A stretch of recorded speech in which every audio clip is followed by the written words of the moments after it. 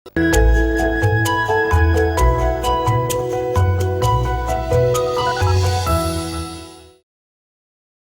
երկրները, որոնց մասին բերվում է օրինակները, մասնավորապես Մեծ Բրիտանիան, ձեր պատկերացրած հրապարակայնությունը չի, որ դրանք պետք է հրապարակվեն։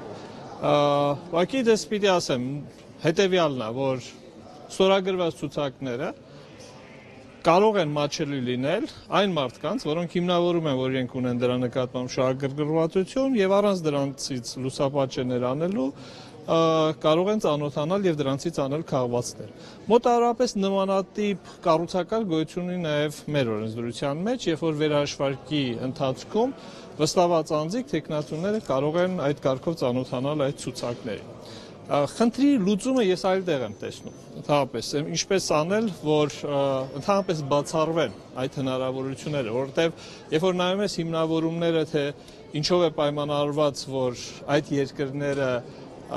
քվեարկության մասնակցությունն են դիտարկում գաղտնիության տեսանկյունից, տեսնում ես, որ բավականին հիմնավոր է եւ չի կարելի մի խնդիրը լուծել մեկ այլ խնդիր ստեղծելու ճանապարհով։ Ես կարծում եմ, որ ճանապարհը այդ խնդրի լուծման պետք է լինի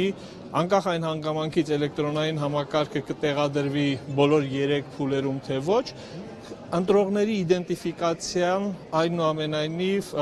անկախ ամեն ինչից պետք է կատարվի էլեկտրոնային եղանակով, որը կբացառի կրկնակի քվեարկությունները, այլ անձանց փոխարեն քվեարկությունը, մի քանի անգամ տարբեր տեղամասերում քվեարկություն։ Առիթ ունեցել եմ դրա մասին բարձրաձայնելու, ինչ համակարգ ենք մենք նախատեսում եւ այդ պարագայում, դրա կիրառման պարագայում վստահ եմ, որ կփոքրանա։ Չեմ բացառում նաեւ, որ մատչելիության հասանելիության աստիճանը ստորագրված փաստաթղթերի կարող է եւ որոշակիորեն մեծանա, բայց եթե իմ անձնական կարծիքն եք հարցնում, պիտի ասեմ, որ իմ անձնական կարծիքը ժամանակահատվածում փոխվել է, ես ի սկզբանե կողմ եմ եղել, որ դրանք բոլորը հրապարակվեն, բայց երբ որ առավել խորությամբ ես վերլուծում, թե ինչով էր պայմանավորված եւ ինչով է պայմանավորված, որ միջազգային կառույցները հենց պնդում են, որ դրանք չհրապարակվեն, դրանք որոշակի հիմնավորումներ ունեն, թե ինչով է պայմանավորված։ Հասանելիությունը որոշակիորեն կմեծանա, այնուամենայնիվ չի հրապարակվի, հա? Դուք ճիշտ ընկալեցիք իմ միտքը։ Հայաստանը յուրահատուկ երկիր է, մեծ փյուրք ունի, միշտ երկրից շատերը բացակայում են, այնուամենայնիվ այդ բացականների փոխարեն քվեարկության։ Եթե բացակայությունը ընտրողների ցուցակում գտնվել է, դա պարզապես այդ անձի իրավունքն է, որ ինքը կարող է մասնակցել։ Բայց եթե մենք սահմանում ենք, որ անձը կարող է մասնակցել քվեարկությանը միայն իր ընտրական տեղամաս ներկայանելու միջոցով, ապա եթե չի ներկայացել, չի կարող։ Հիմա ինչպես պիտի անել, որպեսզի բացառել, որ եթե չի ներկայացել տեղամաս,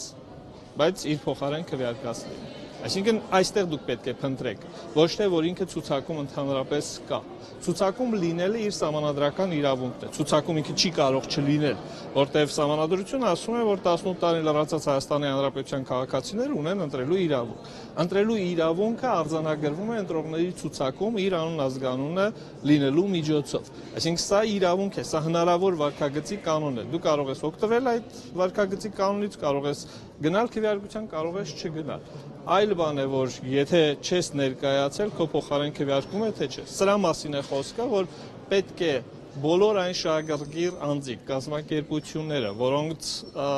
անմիջականորեն իրենց սուբյեկտիվ իրավունքներին է առնչվում ընտրողների մասնակցության թիվը, նրանք պետք է ունենան միջոց, արդյունավետ միջոց ծանոթանալու նաև ստորագրված փաստաթղթերին։ Սա կարող եմ ասել նաև, որ բխում է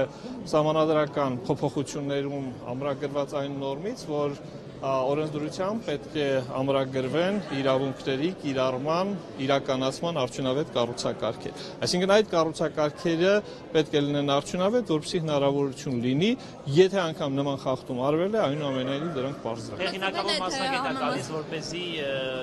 քննարկի կտրական։ Ես չգիտեմ, վաղն է լինելու, ավստրիացի է, անունը հիմա կարող է հանկարծ սխալ ասեմ։ Վստահ եմ, որ նաև մուտքը կլինի նաև ձեզ համար։ Շատ մենք ունենալու ենք նաև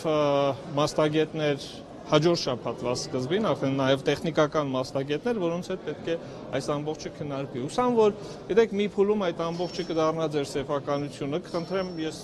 չգիտեմ, եթե չեմ սխալվում, ԵԱԿ-ի Երևանյան գրասենյակն է կազմակերպում վաղվա միջոցառումը, հուսով եմ մուտքը ազատ կլինի եւ դուք բաց քննարկման կարող եք տեսնել եւ թե միջազգային փորձագետները ինչով են պայմանավորում այդ ամբողջը եւ ընդհանրապես էլեկտրոնային քվեարկության ներդրման ինչպիսի ռիսկեր կան, ինչ խնդիրներ են լուծում եւ եթե ճիշտ չներդրվեց, ընդհանրապես ինչ խնդիրներ կարող են առաջացնել։ Շահագրգիռ քննարկումը կարծում եմ այստեղ բոլորին է պետք։ Կառավարության շրջանակներում ամուշակվում, արդարադատության նախարարն է հիմնական դերակատարը այս ամբողջի եւ վստահ, ասենք եթե զուտ տրամաբանորեն, նայենք, եթե հունիսի 1-ին պետք է ընդունվի, ամենայն հավանականությամբ մենք մարտի առաջին շաբաթում, նախագիծը կունենանք, որոշակի հրապարակայնացված նախագիծ կունենանք, որտեղ ամենայն հավանականությամբ դրան կնախորդեն պարլամենտական լսումներ, հասարակական կազմակերպությունների հետ քննարկումներ, վստահ եմ, որ մենք ունենք նախնական պայմանավորվածություն դեռ սահմանադրական փոփոխությունների շրջանակում, որ նախագիծը նաև Վենետիկի հանձնաժողով կուղարկվի։ Ցանկալի կլինի, որ այս պարագայում Օդիռն ու Վենետիկի հանձնաժողովը համատեղ եզրակացություն տան, այդպիսի պրակտիկա իրենք ունեն ընտրական օրենսգրքերի վերաբերյալ, որպեսզի ավելի ամբողջական լինի եւ միասնական մենք դիրքորոշում ունենանք այս հեղինակավոր երկու կազմակերպությունների։ Ոչ մի գրավոր առաջարկ չեք ստացել ընդդիմություն։ Երբ որ նախագիծ չկա, ինչ առաջարկություն եք ուզում։ Երբ որ նախագիծ կլինի, բնականաբար իրենք կարող են առաջարկություններ ներկայացնել։ Ընդդիմությունը եւ առանձին падգամավոր կարող է նաեւ ներկայացնել իր նախագիծը։ Ասենք հիմա Բայց եթե դաշնակցությանը ուղարկեն հանդիպել եք, իրենք ինչ որ առաջարկներ ներկայացրել էին, նույն սկզբունքով մյուս ընդդիմադիրների հետ չեք Չգիտեմ ինչի հանդիպել։ վերաբերյալ են ներկայացել։ Դաշնակցությունը հայտարարեց, որ հանդիպում ունեցել է։ Աշխատանքային հանդիպումներ կարող են ունենալ, բայց նախագծի վերաբերյալ առաջարկություն չի դա։